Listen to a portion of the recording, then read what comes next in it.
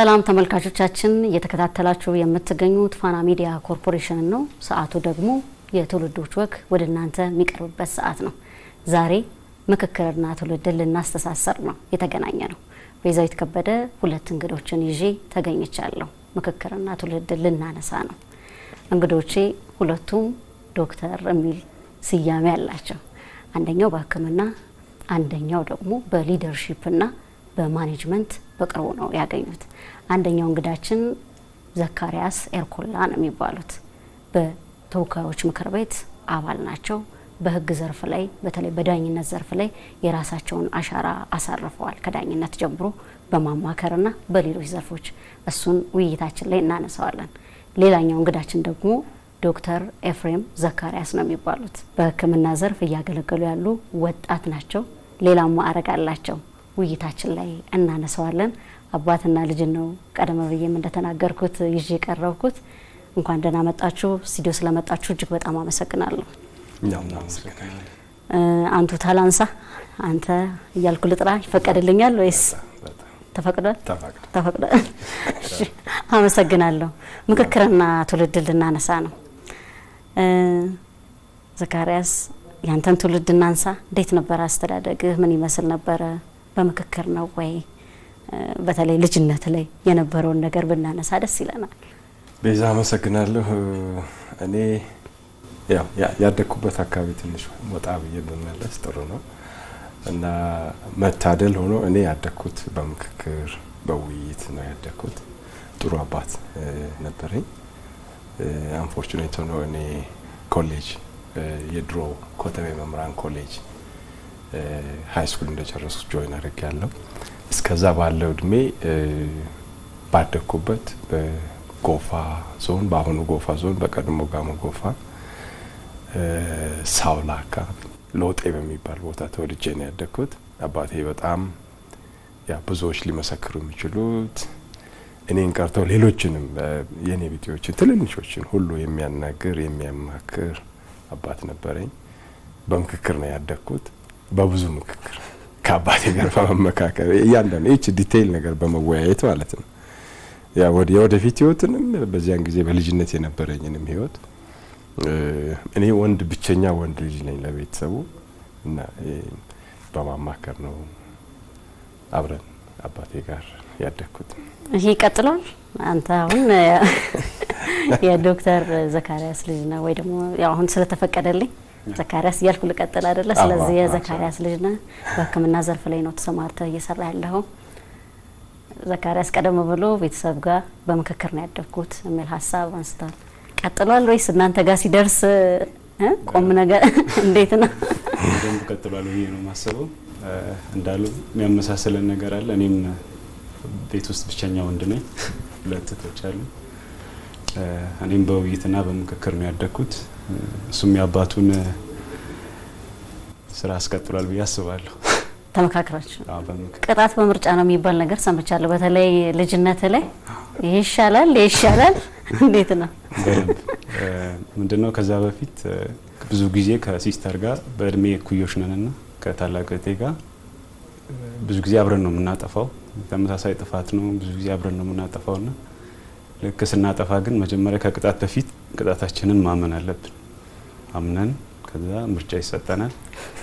ወይ አርጩሜ አምጡ እንባላለን ወይ ቁንጥጫ እስከ ይመስለኛል ካልተሳሳቱ እስከ 15 እድሜ ድረስ በደንብ ተቀጥቼ ነው። ካላመንን ግን ላንቀጣ እንችላለን።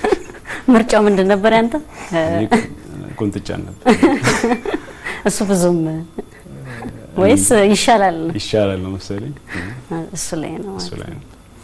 በጣም ደስ ይላል። እንደው ዘካሪያስ ልጆችን ለማሳደግ ጠቅሞኛል፣ አግዞኛል፣ ህልማቸውን እንዲያሳኩ በተለይ ይሄ ምክክር ጠቅሞኛል፣ ከቤተሰቤ የወሰድከው የሚል እምነት አለ? ይሄ በጣም አይ ቲንክ ትልቅ ነገር ነው። እኔ ቅድም እንደነገርኩሽ አባቴ በፊት እነዚህ ከእምነት ባክግራውንድ አንጻር የፕሮቴስታንት ባክግራውንድ ነው ያለው። ወደ 3ኛ 4ኛ ክፍል ድረስ ተምሯል። ለስብከት የሚሆን ትምህርት ተምሯል። ከዛ በኋላ ይሄ ይበቃል መጽሐፍ ቅዱስ ማንበብ ከቻልክ ተብሎ ነው አሰልጣኞቹ የተውት። እሱ መቀጠል ይፈልግ ነበር። አልሆነም። ነገር ግን ልጄን አስተምራለሁ እንደዚህ የሚል ኮሚትመንት ነበረው። እንግዲህ ይሄ አሁን ምንድነው ምክክሩ ውይይቱ ሂደት ውስጥ ትልቁ አባቴ ይናገር የነበረው በጣም የጠቀመኝ ኃላፊነት ይሰማ ነው ሁሉ ጊዜ የሚለኝ። በዚህ አሁን ዝም ብሎ የሱ ወንድሞች አካባቢው ሰው አንተ ይሄን ሁሉ ኃላፊነት የመሸከም ምን የማረክ ኃላፊነት አለብህ። ያው በልጅነት እንኳን በማልችል ጊዜም ማለት ነው። ለምሳሌ አንድ አጎት አለኝ አሁን በህይወቱም ያለ በጣም የደከማ አጎት አለኝ። በጊዜው አንዳንድ ህመሞች ነበሩ። ተማሪውኝ እንኳን ሲመጣ ከኔ ጋር ከመስራት ባለፈ እሱን ሄደ አገልግል፣ እሱ ሰርቭ አድርግ፣ እሱ ገና እኔ አሁን አቅም አለኝ ጉልበት አለኝ፣ እሱ ማረስ አይችልም፣ ማረስ እንኳን በማልችል ዘመን የሱን እንደዚህ እገዛ አድርግ ይለኛል፣ ይመክረኛል። እነዚህ ነገሮች በተለይ ማህበረሰቡ ውስጥ ይሄ መልካም ስነ ምግባር መኖር እንዲችል አሁን ከነገርኩሽ ከእምነት ባክግራውንድ አንፃር እሁድ እንደዚህ ቤተክርስቲያን ሄደው ሰዎች ጸሎት ከመደረግ በፊት ሳምንቱን የሰሩት አንዳንድ ፎልትስ ቢኖሩ ኃጢአት ቢኖር ይቅርታ ይደረግ ሲባል ከዛ ደግሞ ጸሎት ሊደረግ የሚገባ ነገር ካለ አንሱ ሲባል አባቴ ስለኔ ያነሳል። ልጄ እንደዚህ ሆኖ ተምሮ አድጎ ድሮ አውራጃ አስተዳደር ወረዳ አስተዳደር የሚባል ነገር አለ በመዋቅር ማለት ነው። እንደውም በጸሎቱም ሌሎች ቦታዎችም ሐሳብ ሲያነሳ ልጅ አውራጃ አስተዳዳሪ ይሆናል ነው የሚለው። እኔ አውራጃን አላቀም። ልጆኜ ግን አፌ ውስጥ ደስ የሚለኝ ወረዳ ምናምን ነበር። እኔ አባኔ ለምን ወረዳ ምናምን እሱ ወረዳ ትንሽ ነው ይለኛል። እንግዲህ ምክሩ ባይዘው አስልቺ እስከሚሆን ነው የሚመክሩት። እሁድ በተለይ በጣም ይሰለቻል። ሰፊ ጊዜ ስላለ ይመክራሉ። ምን ይላሉ? መስማቴን ለማረጋገጥ እንደገና ክሮስ ቼክ ያደርጋል፣ ይጠይቃል። እስቲ አሁን እኔ ያነሳዋቸው ነገሮች ደግማ አንሳልኝ ይላሉ። የተማሩ ሌሎች ሰዎች ትንሽ ፊደል የቆጠሩ 8 9 10 የደረሱ ሰዎችን ቤት ይጋብዝና እነሱ እንዴት እየሄዱ እንደሆነ ስማቸው ይለኛል። ይሄ እጅ ጽሁፍ ካላግራፍ አለ አይደል? እሱን ወሰድና እስቲ 3 4ቱን ያመጣና ከነዚህ የማን ይሻላል ይለኛል። የሱ ምርጫ አለ። ለምሳሌ እኔ ልጆኜ የሚማሩ ትልልቅ ሰዎች አሉ። እሱ ያወዳድርና የዚህን ብትከተል የእጅ አጣጣልን እንደዚህ ብታረግ ይለኛል። አንዳንድ ያው እየተማሩ ያቋረጡ ምን ያሉ ካሉ እንደው ትክክል እንዳይደለ አንስቶ ይነግረኛል። መቀጠል ነበረበት። እሱ ይሄው አቋርጦ ያኛው ሄዶ እንደዚሁ። ለምሳሌ አሁን ሲኒየር የሚሆን ሰው እዚህ ከተማ ውስጥ አለ፣ አቶ በላይና አሰጉም ይባሉ።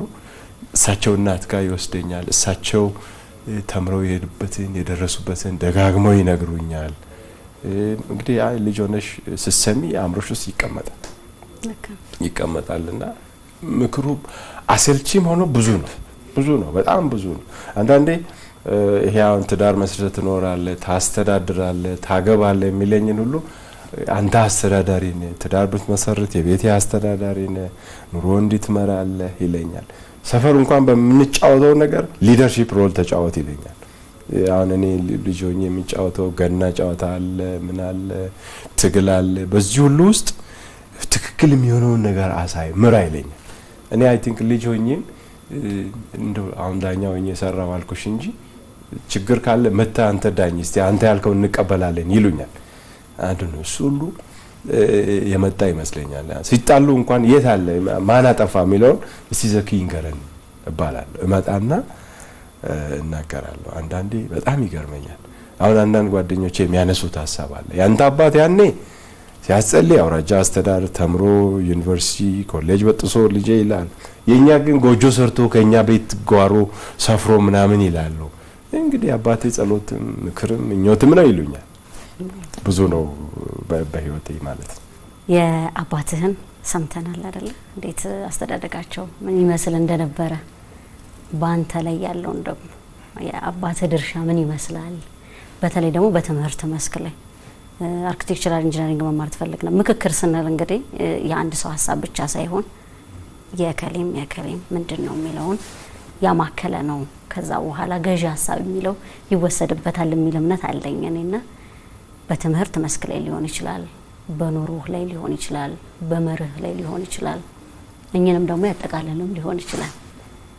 አባቴ በምክክር ውስጥ ይህን አሻራ አሳርፏል እኔ ላይ በዚህ ደስተኛ ነኝ የምትለው ካለ ብታነሳልን ደስ ይለናል።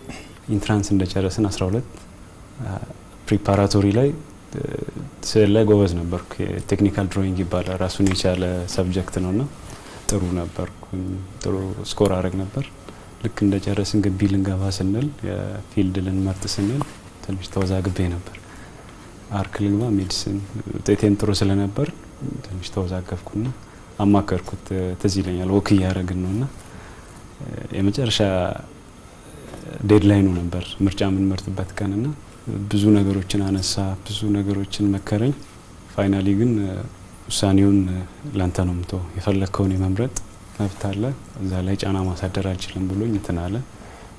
ፍላጎቱም ሕክምና እንድገባ ነበር። እኔም ሞር ፍላጎቴ እዛ ስለነበር መረጥኩና ማለት የምፈልገው እዚህ ጋር ምንድነው አንዳንድ ማያቸው ጓደኞች አሉና በቤተሰብ ጫና የማይፈልጉት ትምህርት የተማሩ የማይፈልጉት ሙያ መስክ የተሰማሩ አሉና ይሄ መስተካከል አለበት ብዬ አምናለሁ።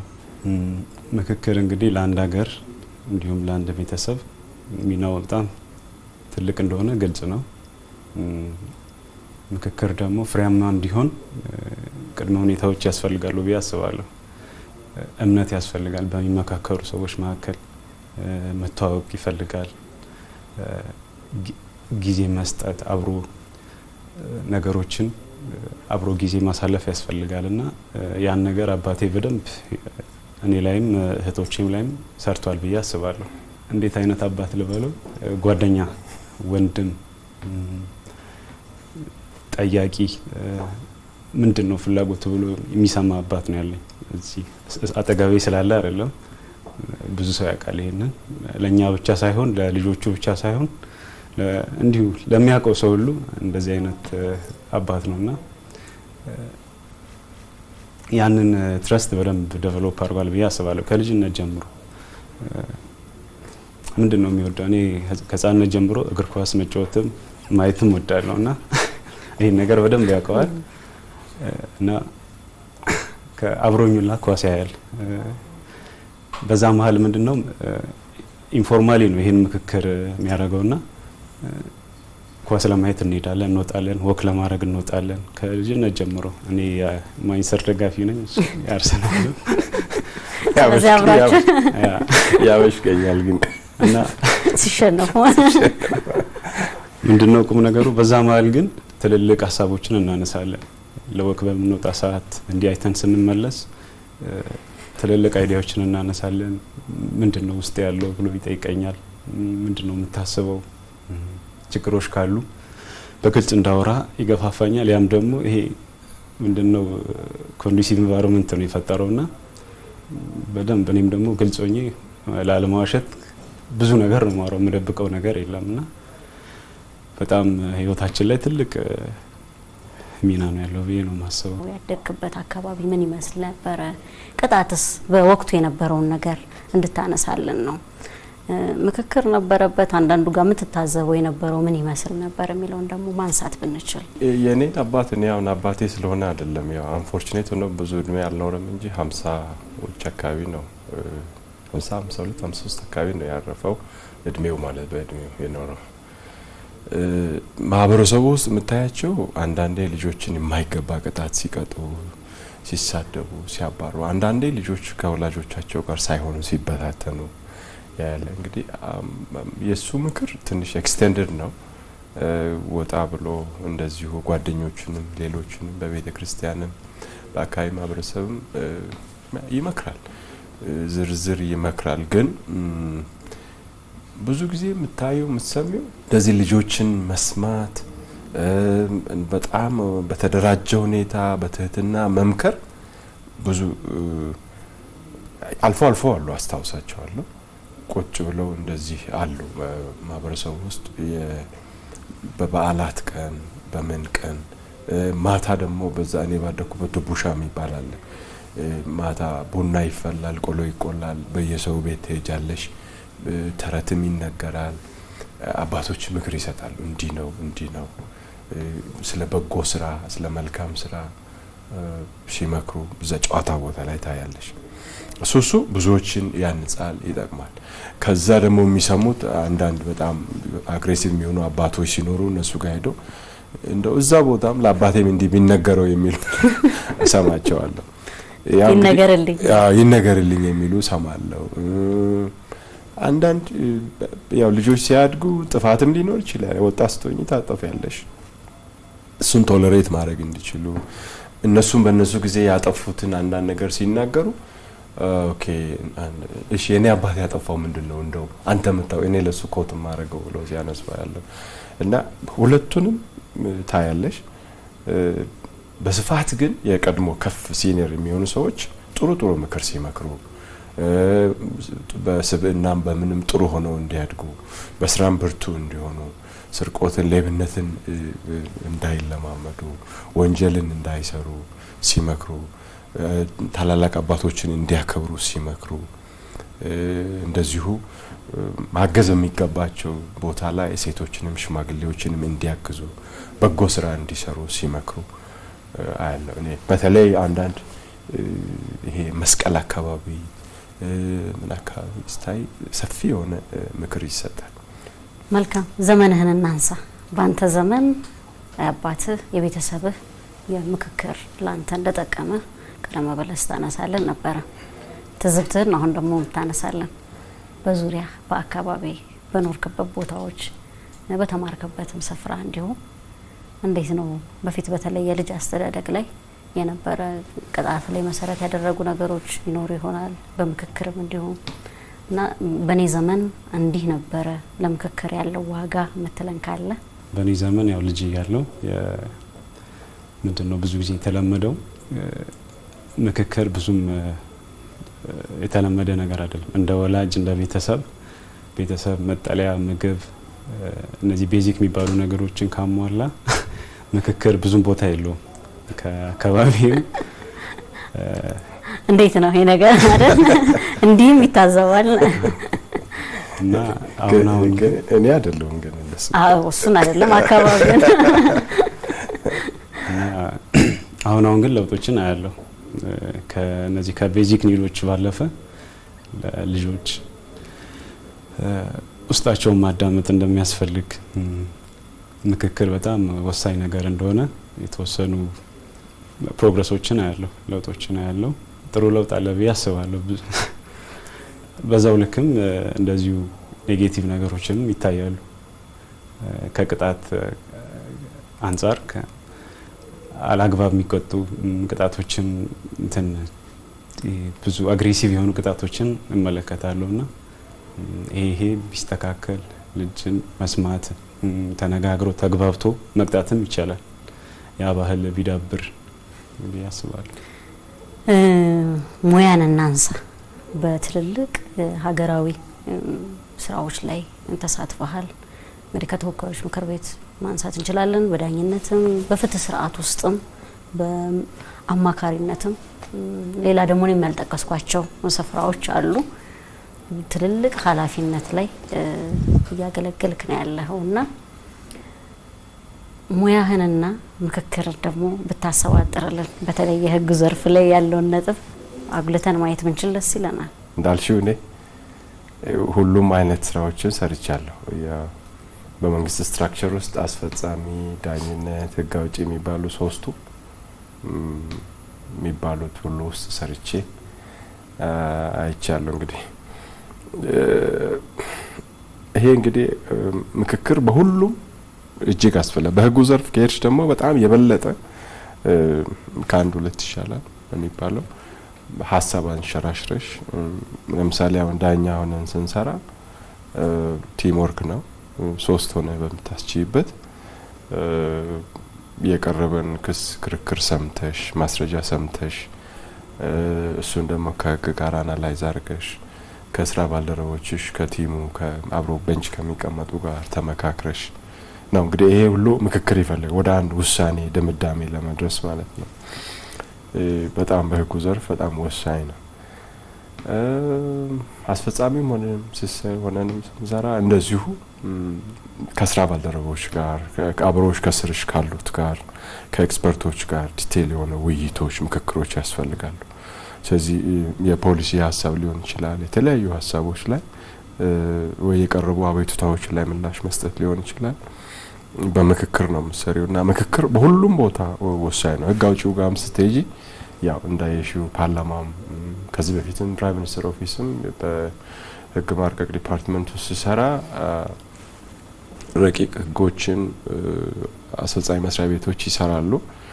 በፍትህ ሚኒስቴር አድርጎ ፕራይም ሚኒስተር ኦፊስ ይመጣል። ፕራይም ሚኒስተር ኦፊስ ከመጣ በኋላ እንደገና ሪወርክ እናደርጋለን፣ እንሰራለን። ሚኒስተር መስሪያ ቤቶችን፣ ስራ ኃላፊዎችን፣ የክፍሎችን ጠርተን ዲቴይል ምክክር አድርገን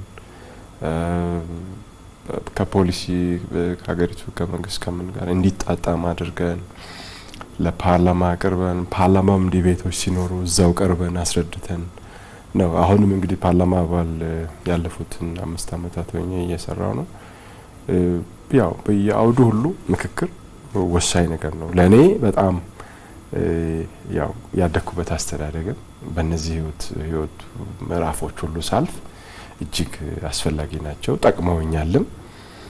እንግዲህ ምናልባት አብሬ ስሰራ ምክክር መጀመሪያ አይዲያውን በደንብ መረዳት፣ ችግሮችን መለየት፣ ሰዎችን መስማት፣ ሰብስታንሱን ማወቅ፣ ከዛ በኋላ ያው ምክክር ብዙ ጊዜ ፖዚሽን ይዘሽ እንዲ ነው እንዲያ ነው ብለሽ የምትከራከር ሳይሆን መጀመሪያ ኦፕን ሆኖ ለውይይት ክፍት ሆኖ ሀሳቦችን ሰምቶ መጀመሪያ ያሲው አቋም ልክ ላይሆን ይችላል፣ መቀየርም አለ ሳማኝ ነገሮች ሲመጡ።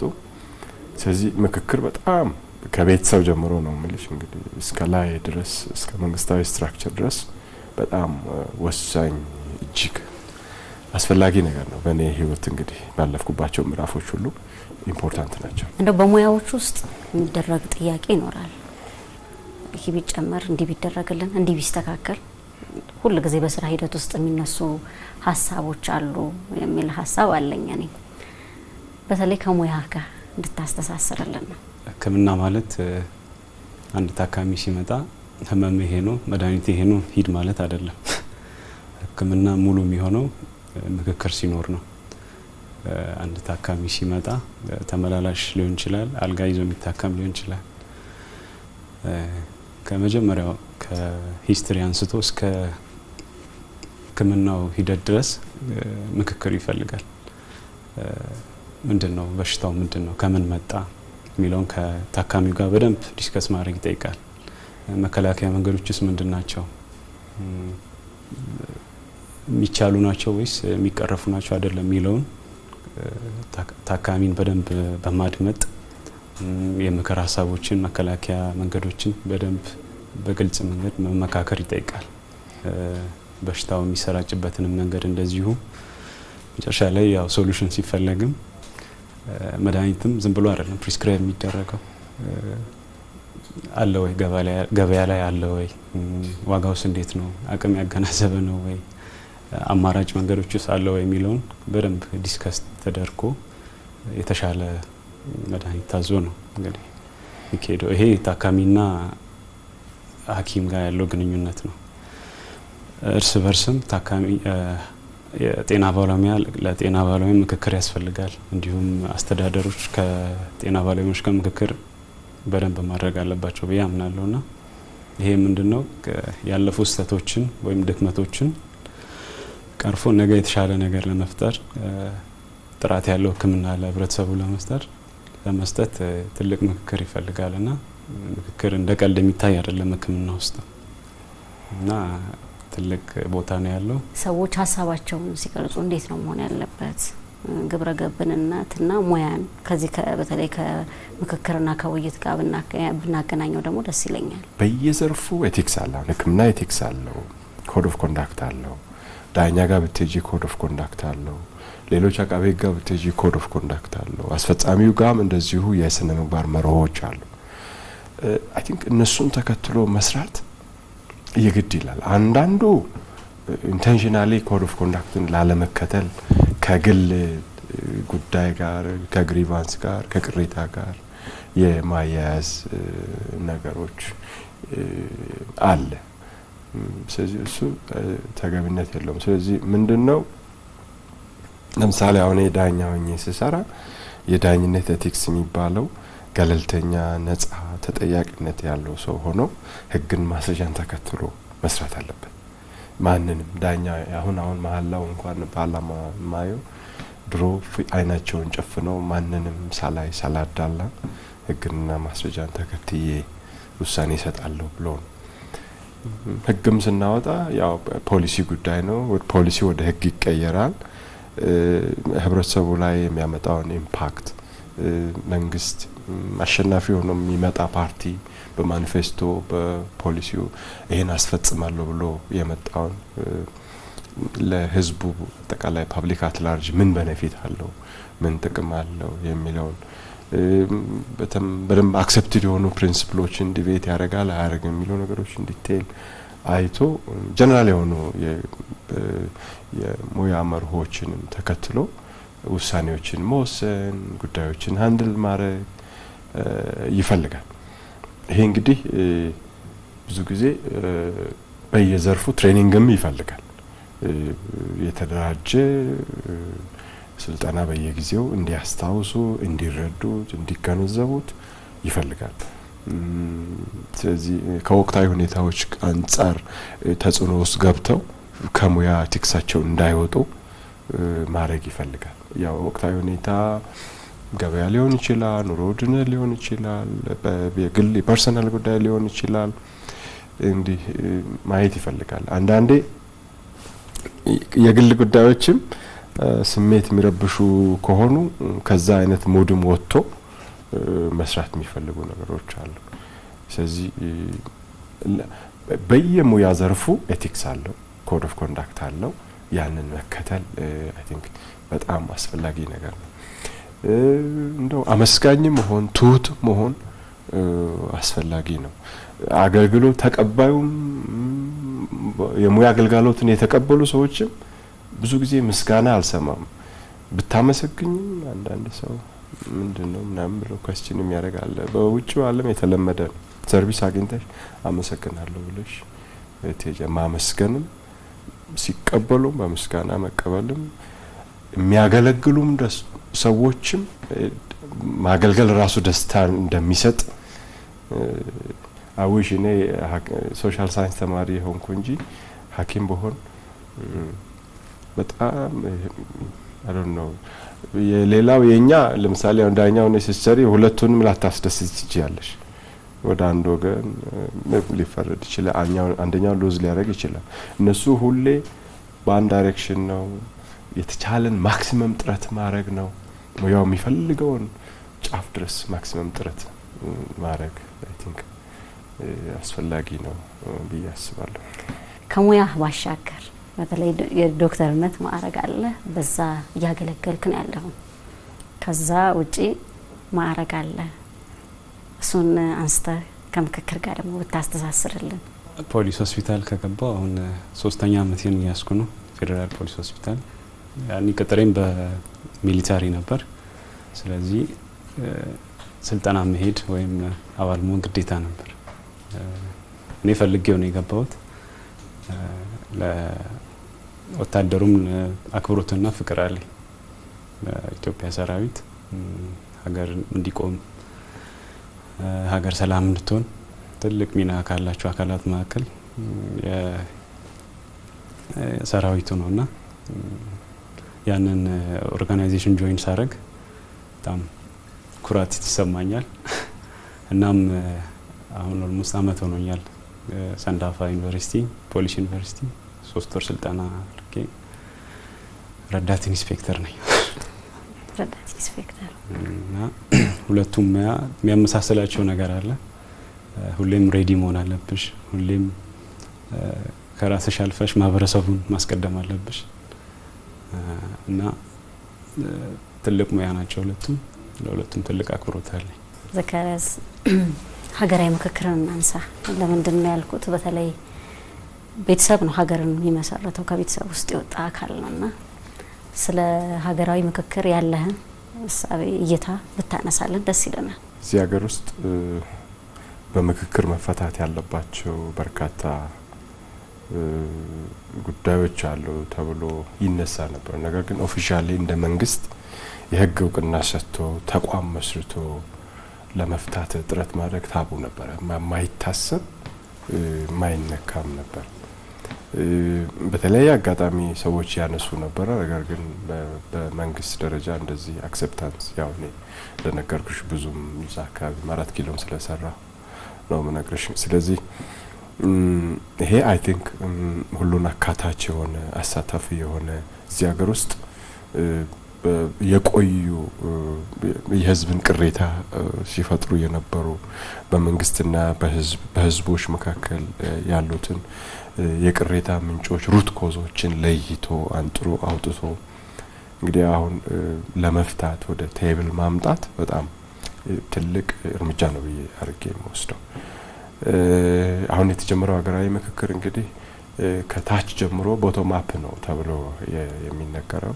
አጀንዳዎችን ለህዝብ ቅሬታ የሚሆኑ መፈታት አለባቸው ተብሎ የተለያዩ የህብረተሰብ ሴግመንቶችን በማሳተፍ አጀንዳዎችን ለውይይት ሊቀርቡ የሚችሉ አጀንዳዎችን ከተለያዩ ማህበረሰብ ክፍሎች ከመላ ሀገሪቱ አሰባስቦ ለይቶ አምጥቶ እንደገና ደግሞ እያንዳንዱ ነጥብ ላይ ዲቤት አድርጎ ወደ አንድ መደምደሚያ ደርሶ መደምደሚያው ኖርማሊ ሬፈረንደም ሊሆን ይችላል፣ የህግ ማሻሻያ ሊሆን ይችላል፣ የመንግስታዊ አወቃቀር ሊሆን ይችላል። የተለያዩ እርምጃዎችን ለመውሰድ ሁሉን አካታች ሆኖ አጀንዳ አሰባሰብ ምክክሮችን ገለልተኛ ነጻ በሆነ ሁኔታ ለማራመድ እየተሰራ ያለው ስራ በጣም ትልቅ ምርታ ነው። ትልቅ በሀገር ውስጥ ዲፓርቸር ነው ከነበሩ ሂደቶች ሁሉ ለየት ያለ እኛ በሀገራችን በራሳችን ያደረግን ያለ ነው። ትልቅ ለውጥ ነው።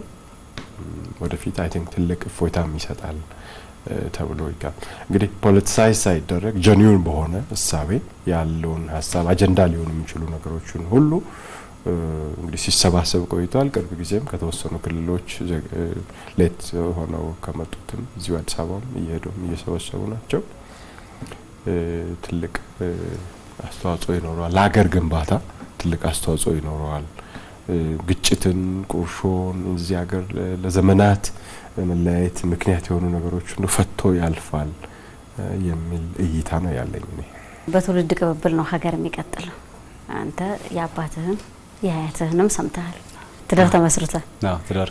ትዳር ተመስርቷል። ስለዚህ ምን አይነት አባት ሆናለሁ፣ ምን አይነት ባል ሆናለሁ ወይም ባል ነኝ ማለት ትችላለህ?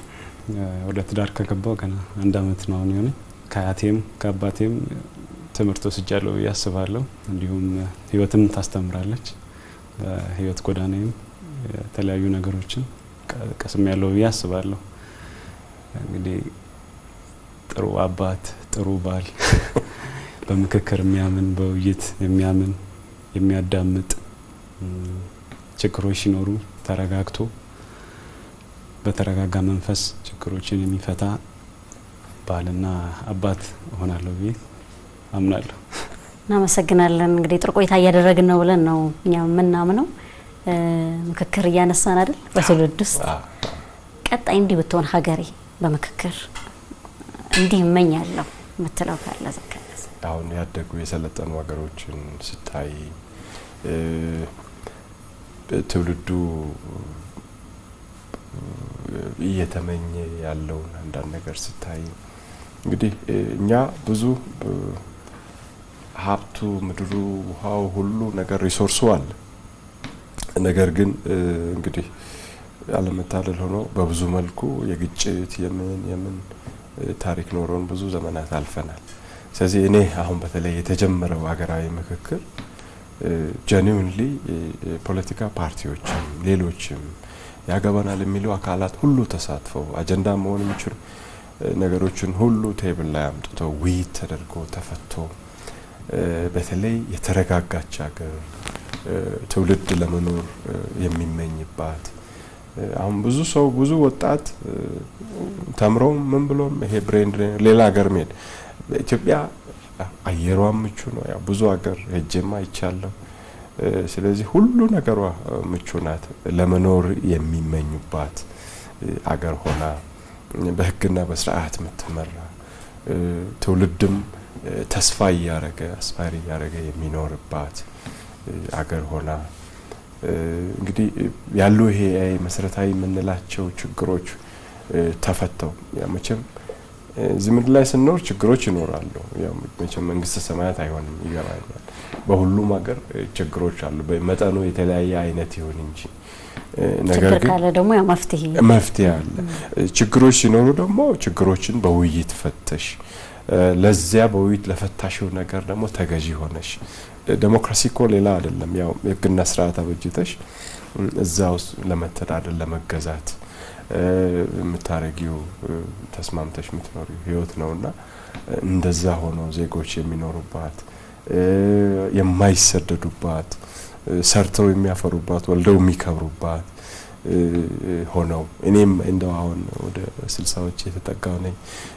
ልጆቼ ወልደው የልጅ ልጆቼ ሁሉ አይቼ ቅድማያት ሆኜ ምኖርባት በተለይ ይሄ የሪሶርስ እጥረት አለ አይደለም ሰው እኔ አሁን በህይወትሽ በጣም ደስ የሚል ምንድነው ብትኝ ህፃናት በልተው ጠግቦ ሲሉ በጣም ደስ ይለኛል።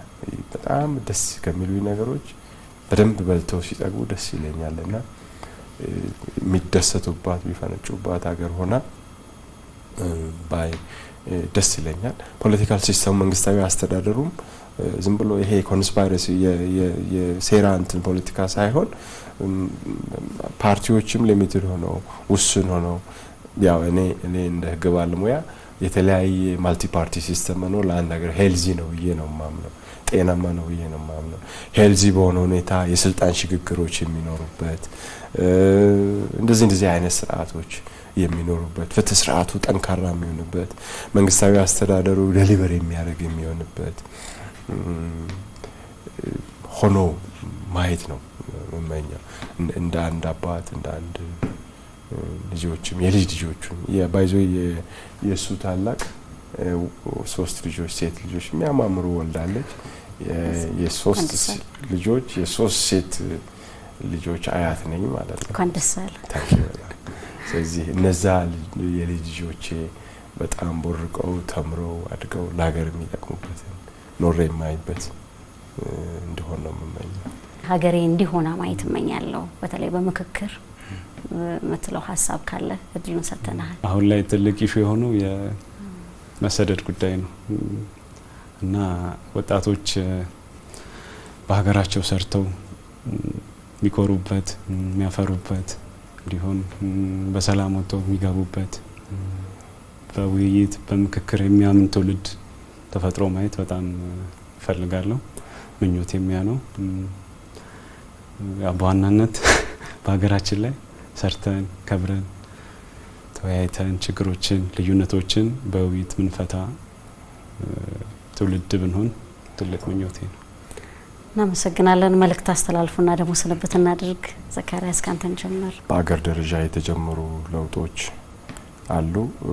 እነዚህን ለውጦች ማስቀጠል የምንችልበት በተለይ እንደው ካነሳሽው መጨረሻ ላይ ካነሳሻቸው አንፃር አገራዊ ምክክር ኮሚሽኑ ውጤታማ ሆኖ ያው ቤዚክ እንትኑ እኛንም የጠራሽው የምክክር ጉዳይ ስለሆነ በምክክር ቤተሰብ ይጸናል፣ ቤተሰብ ይበረታል፣ ልጆች ያድጋሉ፣ ኃላፊነት ይሸከማሉ። ወደፊትም የራሳቸውንም ትዳር ኑሮ ሲመሰርቱ ተደማምጠው ችግሮቻቸውን ፈተው ይሄዳሉ። እንግዲህ ለሀገር መሰረት ቤተሰብ ነው። ከቤተሰብ ወደ ኮሚኒቲ ይሄዳል፣ ከኮሚኒቲ እንደዚህ ያለ ወደ ሀገር ከፍ ወዳለው ይሄዳል። ስለዚህ ከቤተሰብ ጀምሮ እያንዳንዱ ሰው ያው እኔን የሚያቆኝ ጓደኞቼም ሌሎችም ከኔ ህይወት የሚማሩት አለ። ስለዚህ የእያንዳንዳችን ህይወት በጎ ትምህርት የሚገኝበት እንዲሆን ለሀገር ሰላም ለሀገር አስተዋጽኦ የምናደርግ ከቤተሰብ ጀምረን አስተዋጽኦ ያለን ሰዎች ሆነን የምናድግበት እንዲሆን እመኛለሁ። ከተሰራ ደግሞ ይቻላል፣ የማይቻል ነገር የለም። ስለዚህ የሀገር ምክክር ውጤታማ እንዲሆን ሁሉም ሀገር ዜጎች ቢሳተፉ አስተዋጽኦ ቢያደርጉ ወደፊት አጀንዳዎችም ሲለዩ በተለዩ አጀንዳዎች በተደራጀ ሁኔታ ተወያይተው ገለልተኛ በሆነ ሁኔታ ተወያይተው ወደ አንድ መቋጫ ደርሶ ይሄ ለሀገር ግንባታ አስተዋጽኦ እንዲሆን ያው የተለያዩ ፕሮፌሽናሊ አስተዋጽኦ ማድረግ የሚችሉ አሉ። በእድሜም ልምድም አስተምሯቸው አስተዋጽኦ ማድረግ የሚችሉ አሉ። ሳይሰስቱ አስተዋጽኦ አድርገው በተለይ በአገር ግንባታ ላይ ራሳቸውን አሻራ እንዲጥሉ ጥሪዬን ነው ማቀርብላቸው። እኔም ባለኝ አጋጣሚ ሁሉ እንግዲህ አስተዋጽኦን ለማድረግ ወደ ኋላ አልልም። በአገር ግንባታ አሁን ያደጉ ሀገሮችን ስናይ እንዲሁ በአንድ ምሽት የመጣ አይደለም። ብዙ ሰርተውበት ደክመውበት ነው የመጣው። የኛም መድከም ይፈልጋል፣ መስራት ይፈልጋል። በጋራ እንስራ፣ እንልፋ፣ አገራችንን እንገንባ፣ አስተዋጽኦ እናድርግ። ለኑሮም ለትውልዱም አገራችንን ምቹ እናድርጋት። ይሄን የምታስተላልፈው መልእክት ካለ እድል እንስጥ ወይ እድል ሰጥተናል። እንግዲህ ምክክር ከቤተሰብ ይጀምራል። ከዛ እያለ ወደ ሀገር ይሄዳልና የተሻለ ነገር ለመፍጠር ምክክር፣ ውይይት ግዴታ ነው።